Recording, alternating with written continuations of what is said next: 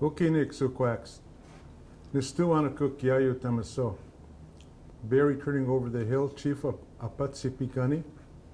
I want to acknowledge my council that are with me here today. To my far right, Councillor Irwin Bastine, Councillor Riel Houle, Councillor Brian Jackson, Councillor Wesley Croshoe, Councillor Dolan Croshoe, and absent but are on the telephone here is Councillors Che Littleleaf Matushak, Theodore Provost, and Troy Knowlton. I want to acknowledge all of my staff, our CEO, our senior staff that are here today that are working hard to partnering with the Chief and Council to address this very important issue, which is the COVID-19 pandemic. I just want to give you some updates that we've had in recent days since our last communication with you. I've been in discussions with my colleagues at the Assembly of First Nations at the national level, along with the regional chiefs, and also our Treaty 7 chiefs from Kainai, Siksika, the Stoney Tribes, Piikani Nation, and our Regional Director General, Jamie Brown, and his staff, as well as our Treaty 7 Chiefs Alliance CEO and mini heads. We were dealing with this matter for the last week or so. We came to you on Tuesday and gave you an update. Today, Council would like to follow up with you regarding the COVID-19 pandemic that is surging through our country and causing a great deal of panic and stress. As of today, March 19, 2020, there are no confirmed cases of COVID-19 in Piikani. However, there have been individuals that have been tested and their test results have come back negative or are still awaiting results. We've had an update from Agumpkai Health Services. Agumpkai Health Services is referring community members to 811 for further assessment. Agumpkai Health Services is in the process of establishing an assessment center for clientele with symptoms. Agumpkai Health Services has a stringent infection control system in place. Individuals will be sent home if they are demonstrating symptoms, example, cold or flu symptoms, and are advised to call 811 or the Piikani Nation crisis line at 403-965-3919. We have had no referrals from 811 to do nasal swabs. Agumpkai Health Services has also canceled all events and programming at this time. Agumpkai Health Services is working closely with Chief and Council and other entities to ensure that the pandemic plan is updated and being enforced. The needs of the vulnerable population are being addressed. Piikani Nation participates in a daily meeting update with Alberta Health Services and the Blood Tribe Health Department to provide and to receive updates on the progress of emergency planning.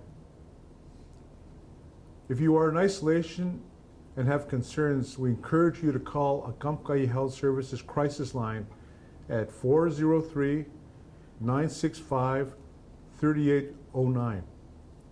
I would also like to take this time to address the announcement we have made on Tuesday, March 17, regarding the beef and buffalo processing, emergency hygienic supplies, food produce, and other logistics. Arrangements have been made to transport 5 beef animals and 5 ini for government inspection and processing on Monday, March 23rd, 2020. As well, we have ordered non-perishable food items and self-cleaning products, disinfectant supplies, and sanitation products.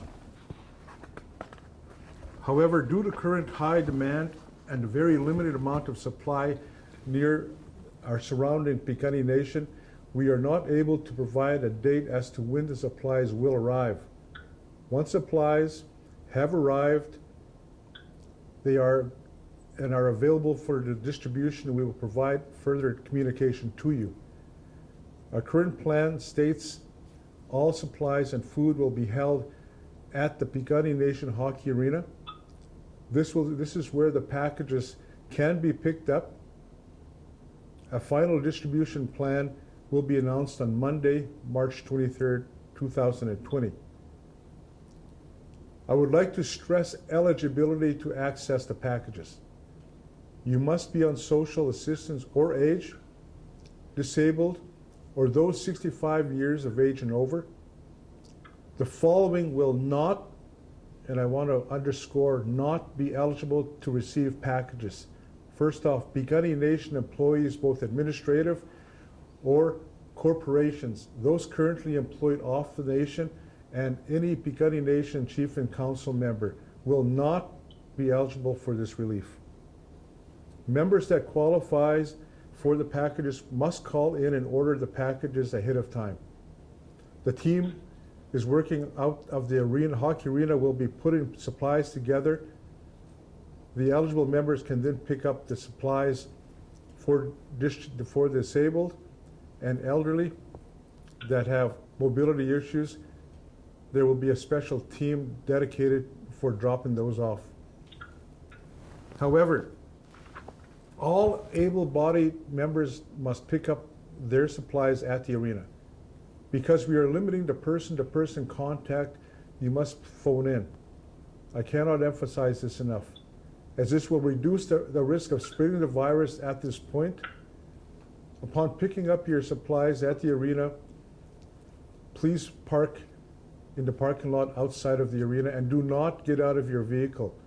A designated personnel will come out and deliver the packages to your vehicle. This will be the same for home delivery. The packages will be left at your door. The driver will wait in their vehicle until they get a signal from you that they have received their packages. Those precautions are put in place to help stop the spread of the virus, to ensure that our employees and members are protected. Because of supplies are limited, that is why we are requiring everyone to call in and to register so that they can pick up, so that we can track who is receiving the help, and so that we can properly supply everyone that requires help. Remember, supplies currently are very limited, and what we get must be rationed accordingly so that we can help everyone in need. This is our ultimate objective, to help those that are the most in need.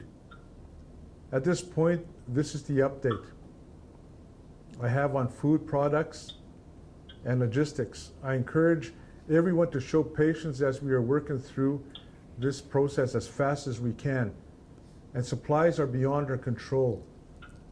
We will provide an update on Monday afternoon on the finalized logistical measures, and we'll have more information for you at that time. We would like to encourage our members to continue the clean hygiene practices, to continue washing your hands, keeping a minimum 2 meters distance from other persons. Do not touch your hands or your face or your mouth. We thank you at this time for listening and the attention that you've demonstrated, and we will continue to keep you updated as news arise. I also want to emphasize for our elders that those that have elders and seniors residing with you in your homes, that you take special precautions to provide proper distancing from them and taking care when you have any personal contact with your elders, particularly those that are sickly and have illnesses that they were working through, so that they cannot and will not be infected. I also want to underscore the importance that our financial resources that Chief and Council have dedicated to addressing the pandemic are very limited. And so we want to ensure that we ration out all of the financial resources for accessing food, cleaning supplies, and other resources so that it lasts throughout this term of the pandemic. We don't know how long this is going to last, so we have to be very careful in the expending of our financial resources and other resources that we have. If you take a look at the media each day and you take a look at the news, you're going to see that this pandemic is growing exponentially. It's growing leaps and bounds. and we don't know where that it's going to start to plateau off. So until that time comes, I caution everyone to ensure that you have social distancing, that you practice proper hygiene, that you limit your contact with anybody, and that you stay home so that you protect yourself and your families. On behalf of Piikani Nation Chief and Council, our administration, our staff, I want to thank you for your attention, and we will be providing further update for those off reserve Piikani Nation members on Monday. We are still working through that plan, and we're going to provide an update on Monday, the 23rd of March, along with other logistical information. Thank you very much.